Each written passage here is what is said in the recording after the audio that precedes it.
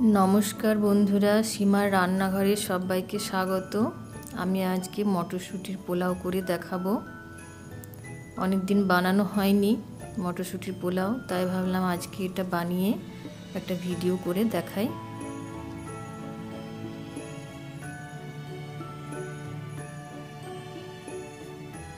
আমি এটা গোবিন্দভোগ চাল দিয়ে করেছি, এটা বাসমতি চাল দিয়েও করা যায়। এবার আমি কড়াইয়ে ঘি গরম হতে দেব।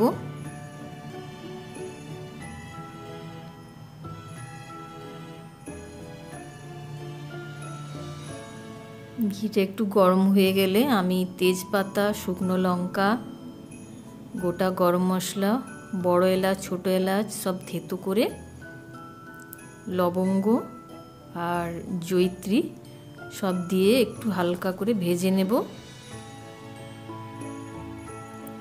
সবটা আমি কম আঁচে করব।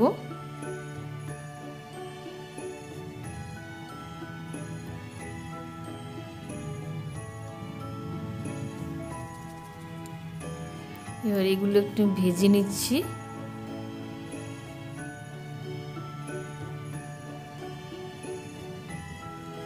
এরপর আমি কাজুটা ভেজে নেব।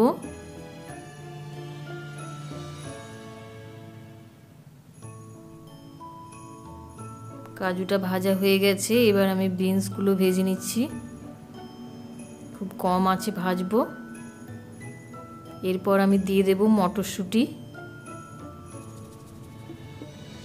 মটরশুঁটিটা হালকা ভেজে নেব।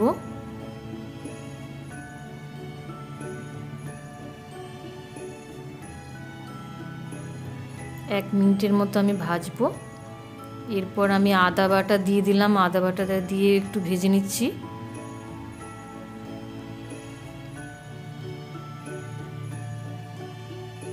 এরপর আমি গোবিন্দভোগ চালটা ধুয়ে পরিষ্কার করে রেখেছিলাম, আমি 1 কাপ চাল নিয়েছি। এবার ঘিয়ের সাথে আমি চালটা ভেজে নিচ্ছি।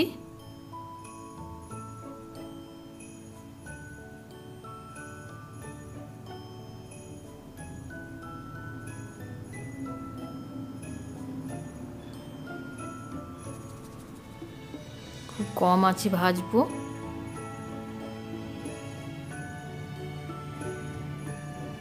এরপর আমি দিয়ে দেব 1 চামচ মতো নুন আর 2 চামচ আমি চিনি দিচ্ছি।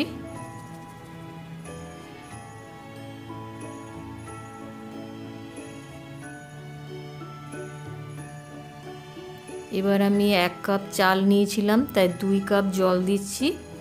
যেহেতু আমি এটা কড়াই করব, সেই জন্য ডবল জল নিয়েছি।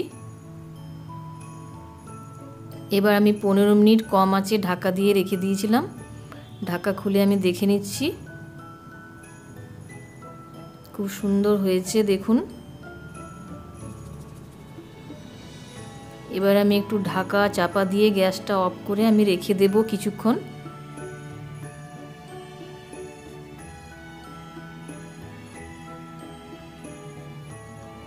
ঢাকা দিয়ে কিছুক্ষণ রেখে দিচ্ছি, তারপর আমি সার্ভ করব। দেখে নিন, খুব সুন্দর হয়েছে।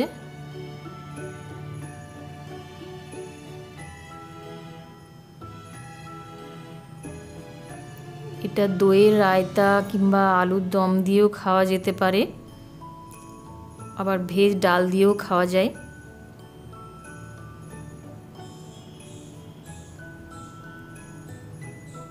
সবাই ভালো থাকবেন, সুস্থ থাকবেন। সবাইকে অনেক ধন্যবাদ।